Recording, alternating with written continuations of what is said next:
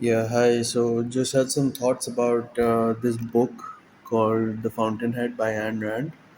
So I read this book at 16 and it was way too early to get into the depth of what the book was trying to get at in a way that individualism over collectivism is a way the society always improves. Ayn Rand was always a fierce capitalist and very centered on the ego, and how normally sacrifice is supposed to be a good thing and selling your soul is invariably a facet of that and hence rewarded in society. But she is trying to develop a theme that being selfish is good, being selfish about your soul and keeping it is intact is good, because any exchange that makes you wealthy, popular, liked, or successful in exchange for the most meaningful thing that you have is which is your soul, and that's a very brutish one, and that will always leave you empty inside, no matter whatever else you might gain. So the book starts with Peter Keating's character in terms of his focus on her focus on how, and now I realize that that's the easiest way for her to start the book, as it's an antithesis to Howard Roark, who is the protagonist of the story and fiercely and unapologetically staunch about his principles, which he didn't compromise in exchange for any material gain.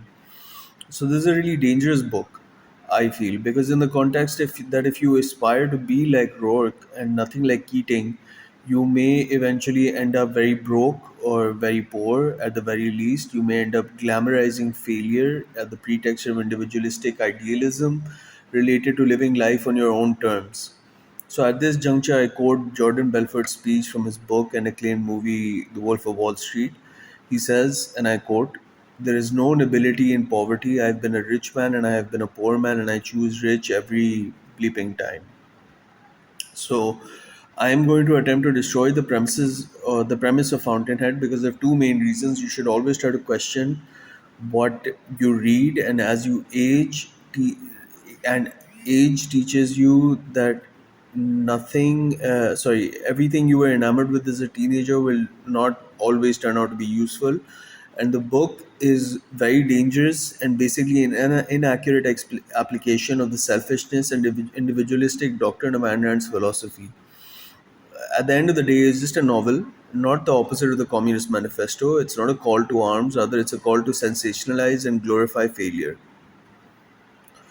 So, the only real part of the book that I think I really liked was Roark's interview with the headmaster at his college or university for architecture, Stanton or whatever it was called. So, I think his standoffish tone and disrespectful nature were attributes to be admired. I thought. They were not. The dean offers him a second chance at completing his degree after he had been expelled or failed at the subject of design repeatedly. He was good at all other subjects, even exceptional at some, but he was to be an architect and not a civil engineer. But if he was failing and designed deliberately or otherwise, he was no genius and he was kind of an idiot, to be fair. So, him being an idiot, he refuses to complete his degree on a purely philosophical basis and decides that he has nothing to further to learn there. The dean asked, "Who will let you be an architect then?" And Roy boldly sets off on his horrible journey by saying, "Who will stop me?" Ha ha ha.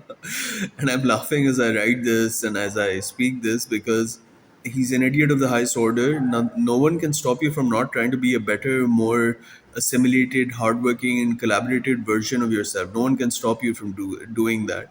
But the loss is yours to bear, yours and yours alone. That's my analysis of this book, Fountainhead.